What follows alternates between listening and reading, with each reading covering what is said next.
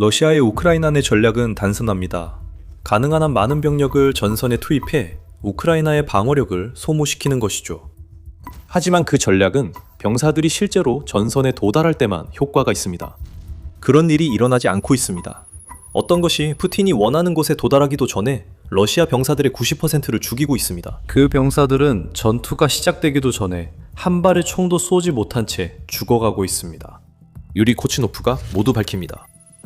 러시아 전쟁 특파원이자 군사 블로거인 유리 코치노프는 러시아 병사들의 대다수가 우크라이나 전선에서 공격할 수 있는 위치에 가까이 가기도 전에 죽어가고 있다고 밝혔습니다. 포티녹은 이렇게 말합니다. 이 수치를 고려해보세요.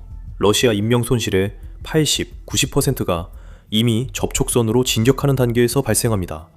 접촉선이 아니라 그곳에 도달하려 진격하는 중입니다. 다시 말해 포티녹은 계속해서 설명합니다. 10명 중 8명 또는 9명, 평균 85%의 병사들이 적과 교전하거나 심지어 적을 보기도 전에 이동 중에 사망합니다.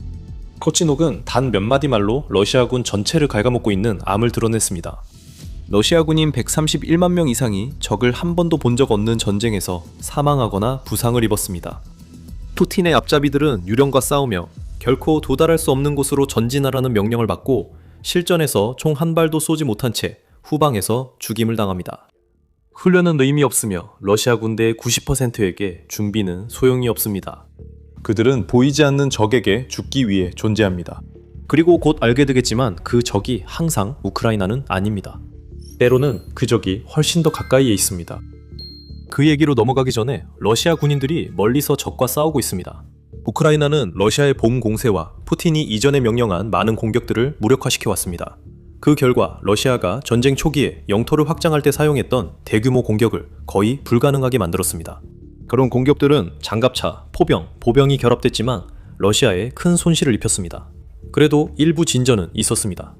적어도 러시아군은 눈에 보이는 적과 싸우고 있었기 때문에 그들은 자신들이 어쩌면 조국의 진격에 기여했을지도 모른다는 생각을 하며 죽었습니다. 이제는 그것조차도 일어나지 않고 있습니다. 전쟁연구소 ISW 연구 누라 2월 기소년 2월 기사에서 러시아가 우크라이나를 무너뜨리는데 계속해서 실패한 이유를 설명하며 이 점을 강조했습니다. 러시아가 장비 측면에서 겪은 막대한 손실로 인해 이제는 전쟁 초기에 우리가 보았던 그런 종류의 공격을 지속할 수 없게 되었습니다. 그때조차도 ISW 분석가 크리스티나 하우드에 대한 지속적인 전쟁 노력을 계속할 수 없을 것이라고 예측했습니다. 그 동화는 아직 일어나지 않았습니다. 우크라이나가 러시아 병사의 최대 90%를 전선 도달 전 사살하는 전략을 세우면서 동원 가능성이 높아지고 있습니다. 그 전략은 한 가지 명확한 사실에 기반합니다. 우크라이나는 계속해서 적응하고 있는 반면 러시아는 점점 더 도달할 수 없는 방어선에 더 많은 총알바지만을 투입하는 것 외에는 아무것도 하지 못하고 있습니다. 전장은 러시아의 예상보다 훨씬 더 많이 변했습니다. 2022년과 2023년에는 대량의 장갑차를 사용해 공격을 감행하는 것이 가능했습니다. 장갑차 다수 파괴됐지만 러시아는 수적 우세로 진전을 보였습니다. 2024년이 되자 장갑차는 더 민첩한 오토바이 등으로 대체되고 있었습니다. 그리고 러시아는 그런 방식으로도 진전을 이룰 수 있었습니다. 2025년이 되자 오토바이의 효과는 줄었지만 러시아는 여전히 병사들을 소규모로 숲속을 몰래 침투시키며 인력을 소모하고 있었습니다. 그때쯤이면 러시아 병사들은 목표 지점에 도달하기도 매우 힘들었고 2026년엔 대부분 도달하지 못합니다. 그리고 그 이유는 두 단어로 요약할 수 있습니다. 바로 우크라이나가 4년간의 전쟁 동안 만들어내고 완벽하게 장악한 킬존입니다. 우크라이나가 드론 기술을 발전시키면서 이미 전선 너머 수마일에 걸쳐있던 킬존은 더욱 깊고 효과적으로 확장되었습니다. 제랄티는 3월 17일 기사에서 우리를 킬존 내부로 안내하며 이 킬존들 때문에 러시아 군인들이 우크라이나 대부분 지역에서 명확한 전선에 도달하지 못한다고 설명했습니다. 킬존은 드론이 도달할 수 있는 사거리로 정의된다고 LRT는 설명합니다. 전쟁 초기에 러시아가 가장 진격했을 때 FPV 드론은 약 5-7km, 3마일까지만 이동할 수 있었습니다. 킬존은 여전히 위험했지만 러시아 병사들은 훨씬 짧은 거리를 걸어 통과했습니다. 러시아 후방에 위협이 거의 없어 푸틴 군대는 계속 전진했습니다. 그때 뭔가가 변했습니다. 우크라이나 드론이 더 강력해지고 사거리도 늘었습니다. 한때 몇 마일에 불과했던 살상구역이 이제는 항상 존재하는 드론들에 의해 우크라이나의 광활한 지대가 무인지대로 변해버렸습니다.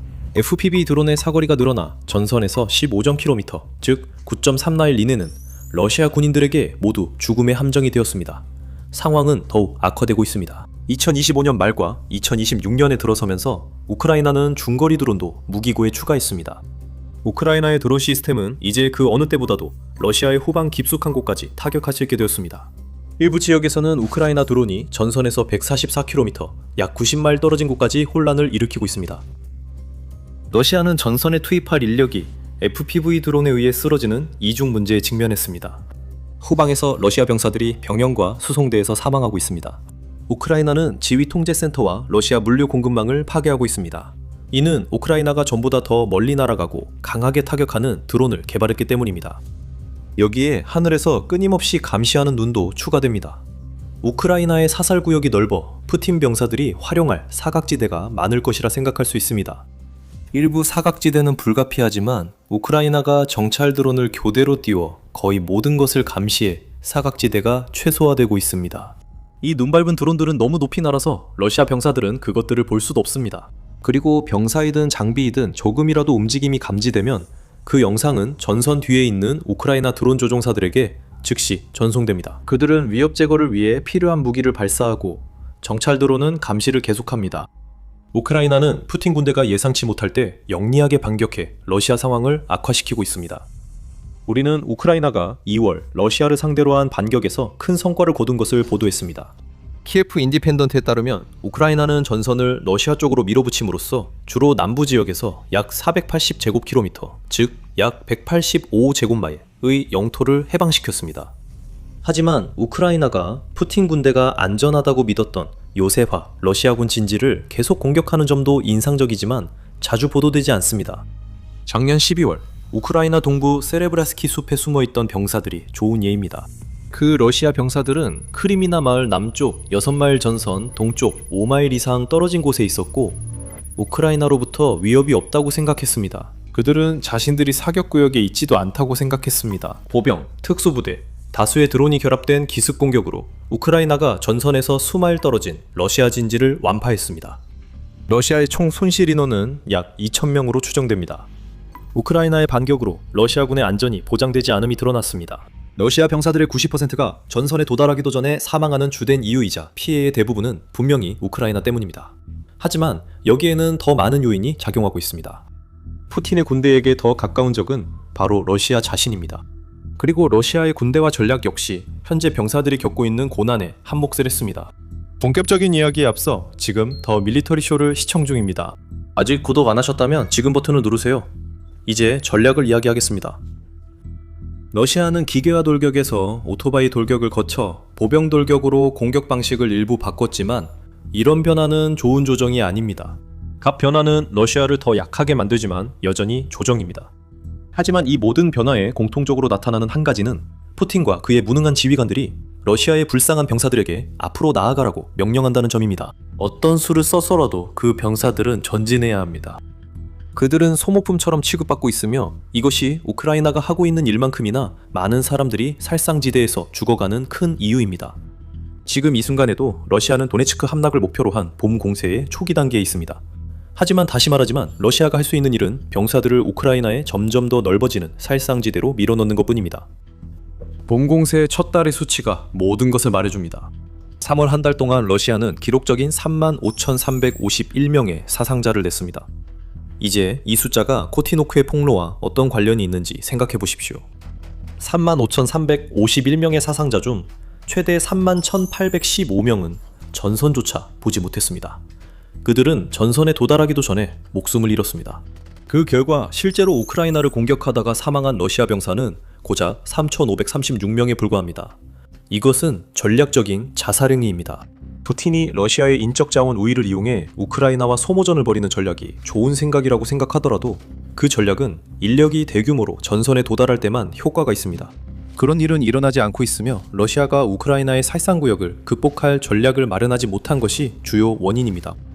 러시아의 전략적 무능력으로 우크라이나의 살상구역이 성과를 거두고 있습니다. 러시아의 다른 행동들은 자국 군인들마저 당황하게 합니다. 그 병사들이 결코 도달하지 못할 전선으로 죽음의 행군을 강요받지 않을 때는 다른 방식으로 죽어가고 있습니다. 자살과 처형이 러시아 후방에서 점점 더 흔해지고 있습니다. 이 두 가지 모두 푸틴이 지속적으로 명령하는 공격을 효과적으로 수행하는 데 필요한 인력을 점점 더 고갈시키고 있습니다. 러시아 병사들이 스스로 목숨을 끊는 이야기가 점점 더 흔해지고 있으며 때로는 그 자살이 다른 이들의 목숨까지 함께 앗아가기도 합니다. 2025년 10월 모스크바 타임즈는 한 러시아 군인이 동료 병사를 쏜 뒤 스스로에게 총을 겨누고 방아쇠를 당겼다는 소식을 보도했습니다. 이 사건은 모스크바 지역에서 발생했으며 러시아 군대의 잔혹함이 러시아를 위해 싸우라는 명령을 받은 이들에게 깊은 절망을 안겨줍니다. 러시아 국방부 모스크바 금광부는 이를 단순 사고로 넘기려 했습니다. 국방부는 한 군인이 무기안전 규정 위반으로 총격이 일어났다고 했지만 보도에 따르면 이 사건으로 러시아 군인 최대 5명이 다쳤다고 합니다. 그것은 사고라기보다 난동에 가깝고 이후 자살로 상황이 더 악화됐습니다. 이 군인들은 우크라이나에 없었지만 푸틴의 전쟁 수행에서 빠졌습니다. 다른 이들은 자기 지휘관에게 살해되고 있습니다. 2026년 2월 일부 러시아 군인들은 BBC에 동료들이 우크라이나의 살상구역으로 들어가길 거부해 지휘관에게 살해당하는 장면을 목격했다고 밝혔습니다. 한 명은 명령 거부로 지휘관들이 처형한 20명의 러시아 군인 시신이 가득한 구덩이를 봤다고 주장합니다. 이 정도면 러시아가 우크라이나에서 여러 소규모 침투 부대를 충분히 구성할 병력입니다. 이것은 푸틴이 군대 내부에서 취하는 방식이 전선에 도달하기 전 우크라이나 드론에 죽는 병사들을 대하는 것만큼 잔인함을 보여줍니다. 여기에 탈영까지 더해보세요. 유나이티드 24 미디어는 지난 9월 2025년 말까지 러시아 군인 최대 7만 명이 탈영할 것으로 예상된다고 보도했습니다. 그들은 잡히지 않는다는 전제로 스스로를 잔혹한 죽음에서 구한 군인들입니다. 하지만 러시아는 이들이 전선 공격에 기여하지 못한다는 점을 더 중요하게 봅니다. 우크라이나가 러시아 군인의 90%를 전선 도달 전 제거한다면 탈영병들은 우크라이나나 러시아가 기회를 잡기도 전에 전투에서 이탈하는 것입니다. 그리고 남아서 우크라이나의 살상 구역으로 마지못해 향하는 이들조차도 러시아 군대로부터 어떤 존중도 받지 못하고 있습니다. 소프라프에 따르면 우크라이나의 파르티잔 단체 아르테시는 많은 러시아 군인들이 소련 시절 소총을 지급받고 있다고 주장합니다. 그 군인들은 1960, 70년대의 AKM과 AK-74 소총을 지급받고 있습니다. 제대로 정비되지 않았고 현대전 환경에도 맞지 않아 고장과 오발이 잦아 러시아 부대의 전투 효율성이 더 낮아진다고 합니다. 상상해보세요. 당시는 살상구역을 통과해 전선에 도달한 운 좋은 10%입니다. 소총을 쏘려다 고장나 당황하고 결국 죽게 됩니다. 그래도 당신이 동료들 90%보다 더 잘했습니다. 러시아 군인들 대부분은 전선에 도달하기도 전에 우크라이나의 살상구역에서 또는 러시아의 무능, 잔혹함으로 죽게 됩니다. 이것이 현재 러시아의 우크라이나 전쟁 상황에 어떤 의미가 있는지 말씀드리겠습니다. 힌트를 드리자면 좋은 상황은 아닙니다. 앞서 말씀드렸듯이 3월에는 러시아가 한 달 동안 전투에서 잃은 병사 수가 2026년의 기록을 깼습니다. 그 손실들이 어떤 성과로 이어졌다면 적어도 푸틴의 냉혹한 생각에는 의미가 있었을지도 모릅니다.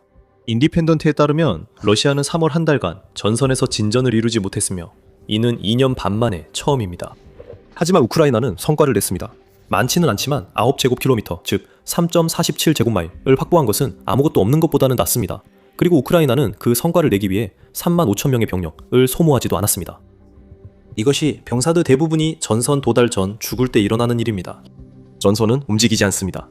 2025년 이 러시아의 우크라이나 진격에 있어서 결코 성공적인 해가 아니었다는 점을 고려하면 이 모든 것은 러시아에게 굴욕적일 수밖에 없습니다. 내셔널 인터레스트에 따르면 러시아는 2025년에 약 415천 명의 사상자를 냈다고 합니다. 앙코르나라, 즉 유럽안보협력기구 영국 대표단의 정치분사 담당 첨사관은 이 수치를 조금 더 높게 보고 있습니다.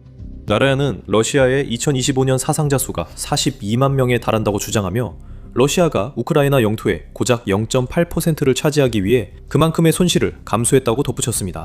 이 성과는 우크라이나의 살상구역이 러시아군 90%를 전선에 도달하기도 전에 파괴할 만큼 효과적이 되기 전에 나온 것이었지만 그럼에도 결과는 초라했습니다. 러시아는 2025년에 한 군을 잃었습니다. 사실 기준이 되는 나라에 따라 여러 군을 잃은 셈입니다. 영국 자체의 현역 군인은 14만 1330명에 불과한데 이는 러시아가 2025년 우크라이나의 1%도 안 되는 영토를 차지하기 위해 잃은 병력의 약 3분의 1에 해당합니다. 지금 러시아는 작년보다 상황이 더 악화됐습니다. 러시아 내부의 주요 인사들이 반발하기 시작했습니다. 90% 폭로를 한 코티녹도 그들 중 한 명일 뿐입니다. 전국 군사 블로거들이 러시아군 지휘부와 때로는 푸틴에게 분노를 표출하고 있습니다. 알렉세이 시콘키는 러시아 지휘관들이 이제 막 도착한 신병들을 재생 가능한 자원처럼 취급하며 구식 방식으로 소모하고 있다고 주장했다고 뉴 보이스 오브 우크라이나가 보도했습니다.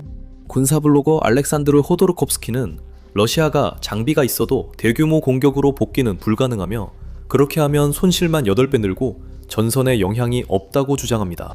시콘킨의 발언은 푸틴이 우크라이나가 전장을 바꿔놓은 점을 제대로 고려하지 않았음을 보여줍니다.